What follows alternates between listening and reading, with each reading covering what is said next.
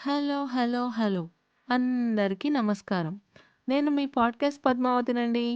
అందరూ ఎలా ఉన్నారు? నాకు తెలిసి అందరూ హాలిడేస్ హ్యాంగోవర్‌లో ఉండింటారు.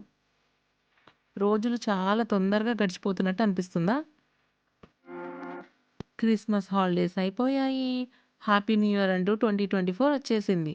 వస్తూ వస్తూ సంక్రాంతి పండగ తెచ్చింది. సంక్రాంతి పండగ కూడా జామ్ జామ్ అని జరుపుకున్నాం. సెలబ్రేషన్స్ అన్నీ అయిపోయాయి.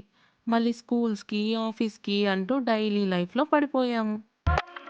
ఇలా హాలిడేస్ వస్తున్నాయి. అలా తెలియకుండా అయిపోతున్నాయి. హాలిడేస్‌ని ఎక్స్‌టెండ్ చేసే మంత్రం ఉంటే బావుండేది. ఒకసారి మంత్రం చదవగానే ఒకరోజు ఎక్స్‌టెండ్ అవ్వాలి. ఎలా ఉంది నా ఐడియా? బాగుంది కదా! Very tempting. అలా అయితే మీలో ఎవరైనా తపస్సు చేసి ఆ మంత్రాన్ని వరంగా పొంది నాకు కామెంట్ సెక్షన్‌లో చెప్పండి.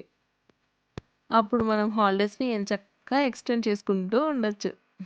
ఏమంటారు? సర్లేండి పద్మావతి గారు. అసలే హాలిడేస్ అయిపోయాయని బాధపడుతుంటే మీరు మీ జోకులు అంటారా? సరే. ఇంకా హాలిడేస్ గురించి మాట్లాడి మిమ్మల్ని ఎక్కువగా బాధ పెట్టనులెండి. ఇంకేంటి విశేషాలు? ఎన్నాక వచ్చాయి మీరు తీసుకున్న new year resolutions?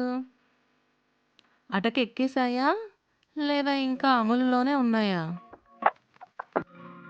Every year నావి కూడా ఈ టైం కల్లా అటకెక్కేవండి. కానీ ఈసారి ఇంకా అమలు పరుస్తున్నా. అదే కంటిన్యూ చేస్తున్నా అని అర్థం. కంటిన్యూ చేస్తున్నానా అని ఆశ్చర్యపోతున్నారా?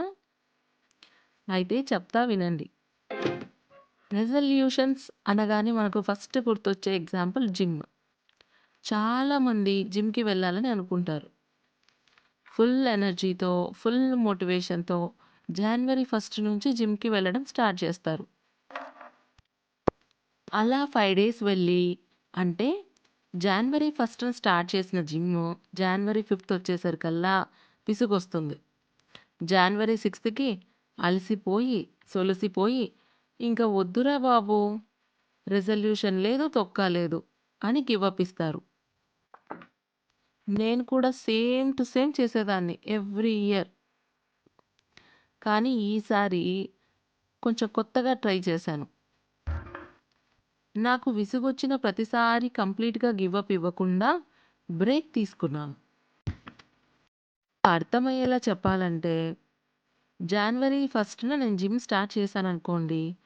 జనవరి 6కి నాకు విసుగొచ్చింది. జనవరి 6న విసుగొచ్చింది కాబట్టి ఒక 3 డేస్ బ్రేక్ తీసుకున్నాను. అంటే 7థ్, 8థ్, 9థ్ నేను జిమ్‌కి వెళ్ళలేదు. మైండ్‌ని దాని నుంచి డైవర్ట్ చేశాను. మళ్ళీ 10థ్‌న ట్రై చేశాను. ఆ రోజు వెళ్ళాలనిపిచ్చింది. అప్పుడు నాకు అర్థమైన సత్యం ఏమిటంటే, మనం కొత్తగా ఏదైనా పనిని మొదలుపెడితే అది మైండ్ రోజు చేయడానికి ఇష్టపడదు. వదిలేయ్, వదిలేయ్ అని పదే పదే మనల్ని ఫోర్స్ చేస్తూ ఉంటుంది. అలా వదిలేయకుండా మనం దానికి బ్రేక్స్ ఇస్తూ రిపీటెడ్‌గా మనం చేయాలనుకున్న పనిని చేయిస్తే అది అలవాటు చేసుకుంటుంది.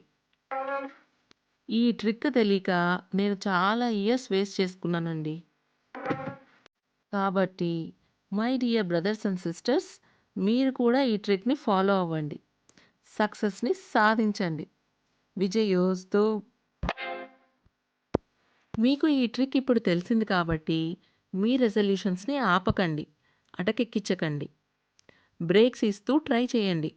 మీరు ఖచ్చితంగా డిఫరెన్స్ చూస్తారండి. Try and try but never give up. బాగా మోటివేట్ చేశాను కదా! అయితే రేపటి నుండి అందరూ సక్సెస్ వైపు పరుగులు తీస్తారన్నమాట. నేను కూడా ఇప్పుడు జిమ్‌కి పరుగులు తీయాలి. ఉంటానండి. నా పాడ్‌కాస్ట్ నచ్చితే లైక్ చేయండి. జిమ్‌కి వెళ్ళే మీ ఫ్రెండ్స్ అందరికీ షేర్ చేయండి. యూకే తెలుగు టాకీస్ ఛానల్‌ని సబ్స్క్రైబ్ చేసుకోండి. బాయ్! మళ్ళీ కలుద్దాం.